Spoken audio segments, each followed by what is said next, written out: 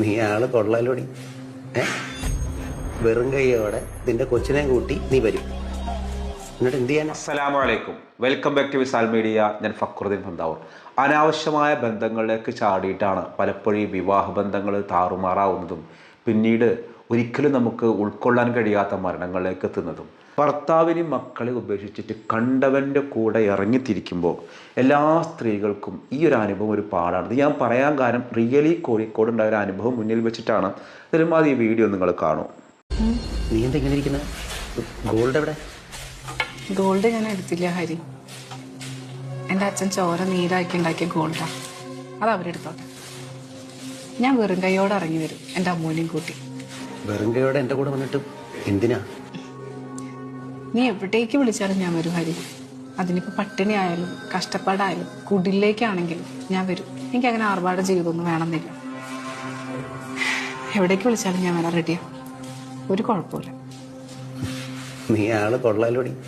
ഏ വെറും കൈയോടെ നിന്റെ കൊച്ചിനെ കൂട്ടി നീ വരും, എന്നിട്ട് എന്ത് ചെയ്യാനാ? നീ എന്താ ഹരി ഇങ്ങനെയൊക്കെ പറയുന്നത്? ഞാൻ പോണ്, നീ വേറെ ആളെ നോക്ക്. അപ്പൊ നീ എന്നെ ചതിക്കുകയായിരുന്നോ? ഓഹോ, ഞാൻ ചോദിച്ചെന്നാ? കല്യാണം കഴിഞ്ഞ് ഒരു കൊച്ചുള്ള നീ അല്ലടി ഭർത്താവിനെ ചോദിച്ച എന്റെ പുറകെ വന്നത്? നീയല്ലേ മെസ്സേജ് അയച്ച് എന്നോട് സ്നേഹം കാണിച്ച് എന്നെ വലയിലാക്കിയത്? ഓ അതെ, ആരെങ്കിലും ഒക്കെ ഇരിക്കുന്ന വലയിൽ വന്ന് ചാടാൻ നിന്നോട് ഞാൻ പറഞ്ഞോ? എനിക്ക് നാണം ഇല്ലടി. എടീ, ഞാൻ എനിക്ക് ഇഷ്ടമുള്ളവർക്ക് അയക്കും SMS മെസ്സേജും ഒക്കെ. നിന്നെ പോലെ സൂക്കേട് മൂത്തിരിക്കുന്നവളെ ഒന്ന് ചാടിക്കൊടുക്കും. നീ എനിക്കറിയാം ഞാൻ ചെയ്തത് വലിയ തെറ്റാന്ന്. നിന്നെ ഞാൻ വെറുതെ വിടുന്നു വിചാരിക്കണ്ട. മര്യാദയ്ക്ക് എന്റെ കാശ് മുഴുവൻ 2 ദിവസത്തിനുള്ളിൽ തിരിച്ചു വന്നേക്കണം. ഇല്ലെങ്കിൽ നീ എന്ത് ചെയ്യടി? എന്നെ മൂക്കി വലിച്ചേറ്റോ? എടീ, ശരീരം വിറ്റ് ജീവിക്കുന്ന പെണ്ണും കൊണ്ടറി ഇതിലും അന്തസ്. അവള് കാശ് കൊടുക്കാതെ അവളങ്ങ് വന്നേക്കുവാ. എനിക്കെന്തിനാടി പിന്നെ നിന്നെ? നിന്റെ അടുത്ത് കിട്ടണ്ടൊക്കെ എനിക്ക് കിട്ടിക്കഴിഞ്ഞു. ഇപ്പൊ ആ ത്രില്ലും പോയി. എന്നാ ശരി, ഞാൻ പോവാ. ബൈ. പട്ടി, അപ്പൊ നീ എന്നെ യൂസ് ചെയ്യായിരുന്നല്ലേ? അതെ, യൂസ് ആൻഡ് ത്രോ. ടാറ്റ.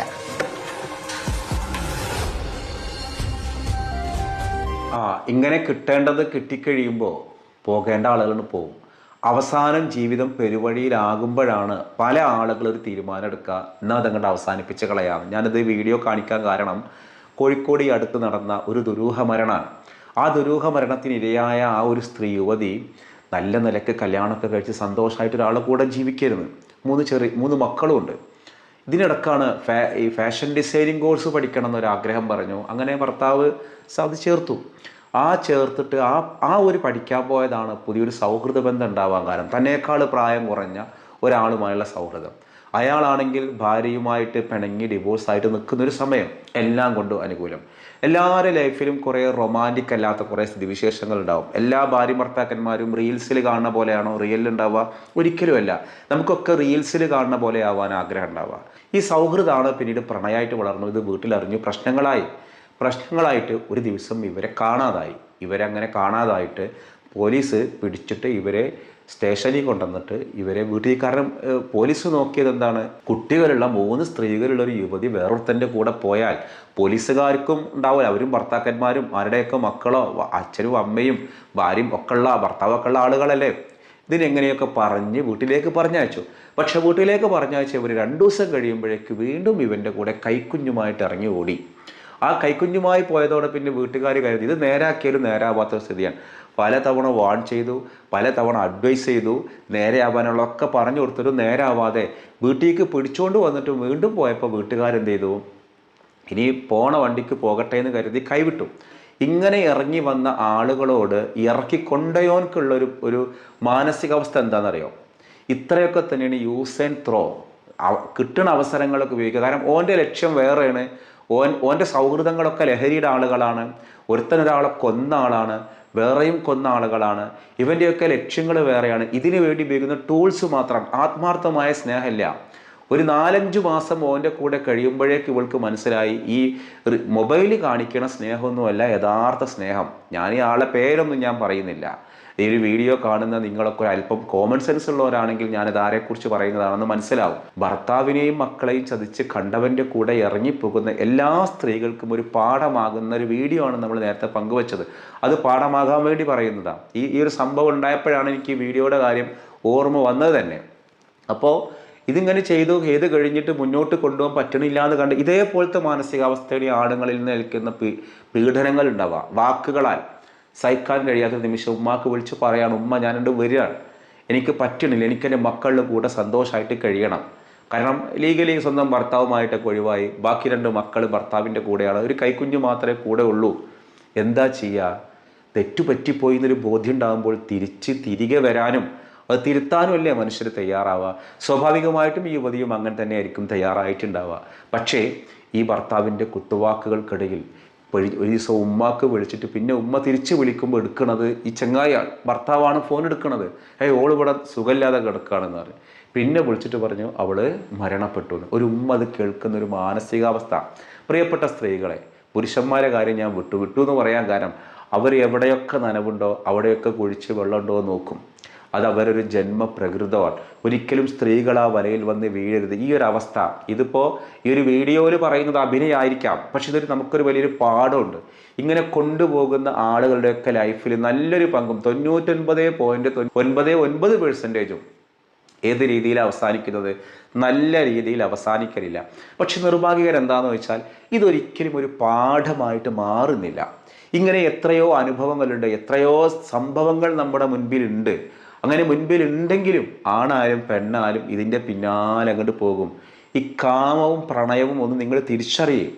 ഒരു വിവാഹിതയായ ഒരു സ്ത്രീയോട് ഒരാൾ എന്തെങ്കിലും ഒരു ബന്ധം റിലേഷൻഷിപ്പ് കാണിക്കുന്നുണ്ടെങ്കിൽ ഓൻ്റെ ഉള്ളിൽ പ്രണയമൊന്നുമല്ല, ഓൻ്റെ ഉള്ളിൽ കാമം മാത്രമേ ഉണ്ടാവുള്ളൂ. ആണുങ്ങളുടെ എല്ലാ പ്രണയത്തിനും സ്നേഹത്തിനും നിങ്ങളോട് പഞ്ചാരവാക്ക് പറയുന്നതിനും നിങ്ങളെ കെയർ ചെയ്യുന്നതിനൊക്കെ അവൻ്റെ ഉള്ളിൽ അടങ്ങാതെ ഒളിച്ചിരിക്കുന്നൊരു സാധനം കാമമാണ്. നിങ്ങൾ ആ കാമം കൊടുക്കാൻ തയ്യാറാവാണ് പലരും. സ്നേഹത്തിൽ ചാലിച്ചെടുത്തൊരു കാമം. നമ്മൾ കരുതും സ്നേഹിച്ചിട്ടല്ലേ, സ്നേഹിച്ച പുരുഷൻക്ക് ഒരു സ്ത്രീ എന്തും സമർപ്പിക്കും. പക്ഷേ ധാർമ്മികതയും ബർക്കത്തും അനുഗ്രഹവും എന്ന് പറയുന്ന സാധനങ്ങളുണ്ട്. ധാർമ്മികതയിൽ വിശ്വസിക്കുന്ന ആളുകളാവുമല്ലോ, മൊറാലിറ്റിയിൽ വിശ്വാസം ഉണ്ടാവുമല്ലോ. അപ്പോൾ ആ വിശ്വാസമുള്ള ആളുകൾ ഓർക്കുക, ഞാൻ ഈ ചെയ്യുന്ന കാര്യം ശരിയാണ്. എത്രയോ സ്ത്രീകളുണ്ട് ഇപ്പോൾ ഈ വീഡിയോ കാണുന്നവരിലും അല്ലാത്തവരിലും ഉണ്ടാവാം. സ്വന്തം ഭർത്താവിനേക്കാൾ സൗഹൃദം മറ്റൊരാളായിട്ടുണ്ടാക്കാം. ഭർത്താവിനോട് ഷെയർ ചെയ്യാത്ത കാര്യങ്ങൾ പോലും അത്ര ആളുകൾ പറയാം. ഒരുപാട് ഭർത്താക്കന്മാരും കാണാം. ഭർത്താക്കന്മാരോട് ഞാനത് പറയാത്തത് എന്താണെന്നറിയോ? ഭർത്താക്കന്മാർ ഇത്രയും സൗഹൃദങ്ങൾ ഉണ്ടാക്കി കഴിഞ്ഞാലും കുടുംബം തകർക്കുന്ന രീതിയിൽ അല്ലാതെ കൊണ്ടുപോകും. അതായത് കുടുംബ ബന്ധം തകർക്കാത്ത രീതിയിൽ എങ്ങനെയെങ്കിലും ഭാര്യയെ പറ്റിച്ച് മുന്നോട്ട് കൊണ്ടുപോകും. സ്ത്രീകളാകുമ്പോൾ വളരെ ഇമോഷണലിയാണ് അവർ തിങ്കിങ് പേഴ്സൺ അല്ലല്ലോ. സ്ത്രീകൾ പൊതുവേ തിങ്കിങ് പേഴ്സൺ അല്ല. അത് സ്ത്രീകളെ മോശമാക്കി സംസാരിച്ചു എന്നൊന്നും ഇതിന് നിങ്ങൾ ദുർവ്യാഖ്യാനം ചെയ്യണ്ട. സ്ത്രീകൾ ഒരു തിങ്കിങ് പേഴ്സൺ അല്ല, മറിച്ചൊരു ഇമോഷണൽ പേഴ്സണാണ്. അപ്പോൾ ഇമോഷണൽ പേഴ്സൺ ആകുമ്പോൾ ഇത്തരം റൊമാൻറ്റിക്കും ഇത്തരം സൗഹൃദങ്ങളൊക്കെ കണ്ടിട്ടാൽ അതിന് അഡിക്റ്റ് ആവാൻ, പിന്നെ അവർ ധൈര്യം കൊടുക്കാൻ ഞാനുണ്ട്, ഇതൊക്കെ ആയിട്ട് വരാം. ഇതുപോലെ സ്വർണ്ണമായിട്ട് വരണില്ലെങ്കിൽ എന്താ ചെയ്യുക? അവൻ്റെ കൊണ്ടുവന്ന സ്വർണം കഴിഞ്ഞാൽ പിന്നെ അവൻ മറ്റു പലതിനും യൂസ് ചെയ്യാൻ തുടങ്ങും. എന്തായാലും ഭർത്താവുമായിട്ട് എന്തെങ്കിലുമൊക്കെ പ്രശ്നങ്ങൾ ഉണ്ടെങ്കിൽ നമ്മൾ ചെയ്യേണ്ടുന്നൊരു മാതൃക ഡിവോഴ്സായിട്ട് സെപ്പറേറ്റഡ് ആയിട്ട് ജീവിക്കുക എന്നുള്ളതാണ്. അതിന് നമുക്കൊരു ദൈവത്തിൻ്റെ ഒരു അനുഗ്രഹം വേണമെന്നുണ്ടെങ്കിൽ നമ്മുടെ പോക്ക് എന്തായിരിക്കണം എന്നായിരിക്കണം. ഇങ്ങനെ ഒരുപാട് ജീവിതങ്ങൾ നമ്മുടെ മുന്നിലുണ്ടെങ്കിലും നിങ്ങൾ വിചാരിക്കുന്നുണ്ടോ ഇതിൽ അവസാനിക്കുന്നുള്ളത്? ഇമാതിരി പരിപാടിയുള്ള ആളുകളൊന്നും ഈ വീഡിയോ കാണൂല. ഈ വീഡിയോ എന്നല്ല, ഇത്തരം വാർത്തകൾ പോലും കാണില്ല. വാർത്തകൾ കാണുമ്പോഴും കണ്ടാൽ തന്നെ അവർ വിചാരിക്കുന്നതാണ്, ഇതെൻ്റെ ലൈഫാണ്, ഇത് എൻ്റെ ലൈഫ്, ഇത് മറ്റതൊക്കെ വേറെ ഉള്ളവരുടെ ലൈഫല്ലേ. എല്ലാത്തിലും ഒരു സിമിലാരിറ്റി ഉണ്ട്. എന്ത് സിമിലാരിറ്റി? ധാർമ്മികതയില്ലെങ്കിൽ, അനുഗ്രഹങ്ങളില്ലെങ്കിൽ ജീവിതം ഫ്ലോപ്പായി പോകുമെന്നൊരു കാര്യം. നമ്മുടെയൊക്കെ ഒരു ദാമ്പത്യം എന്ന് പറഞ്ഞാൽ ഒരു ട്രസ്റ്റാണ്. ആ ഒരു വിശ്വാസം എന്നുള്ളത് പോയി കഴിഞ്ഞാൽ അത് പോയി. ആ ട്രസ്റ്റ് പടുത്തുയർത്തിയിട്ടുള്ളത് 2-3 തറകളിലാണ്, 3 തൂണുകളിലാണ്. അതിലൊന്നാണ് മൊറാലിറ്റി, അതിലൊന്നാണ് അനുഗ്രഹം, ബർക്കത്ത് എന്നൊക്കെ അറബിയിൽ പറയും. ഈ അനുഗ്രഹവും ധാർമ്മികതയുടെ മീതെ പടുത്തുയർത്തിയ ട്രസ്റ്റാണ് നമ്മുടെ ദാമ്പത്യം. അപ്പോൾ ഇന്നലത്തിൻ്റെ ചോദ്യത്തിന് ഉത്തരം എല്ലാവരും കൃത്യമായിട്ട് എഴുതി. റഹ്മത്തുള്ള ഖാസിം ഉത്തേടം വളരെ വലിയൊരു പണ്ഡിതനാണ്, പ്രഭാഷകനാണ്, ചിന്തകനാണ്. അപ്പോൾ ഇൻഷാ അല്ലാഹ് നമ്മൾ ഇന്ന് ചോദിക്കുന്നൊരു ചോദ്യം, ഇബ്രാഹിം എന്നു പേരുള്ള ഒരു പ്രവാചകനെ കേട്ടിട്ടുണ്ടാവുമല്ലോ, ഇബ്രാഹിം നബി അലൈഹി സ്വലാം. എന്നാൽ ഇബ്രാഹിം എന്നു പേരുള്ള ഒരു മകനുള്ള ഒരു പിതാവുണ്ട്. അതൊരു പ്രവാചകനാണ്. ആ ഒരു പ്രവാചകൻ്റെ മകൻ്റെ പേര് ഇബ്രാഹിം എന്നാണ്. ഏത് പ്രവാചകൻ്റെ മകൻ്റെ പേരാണ് ഇബ്രാഹിം എന്നുള്ളതാണ് ചോദ്യം. ആ ഉത്തരവാണ് നിങ്ങൾ കമൻറ്റ് ചെയ്യേണ്ടത്. മറ്റൊരു ദിവസം മറ്റൊരു വീഡിയോയുമായി വീണ്ടും കാണാം. അസ്സലാമു അലൈക്കും.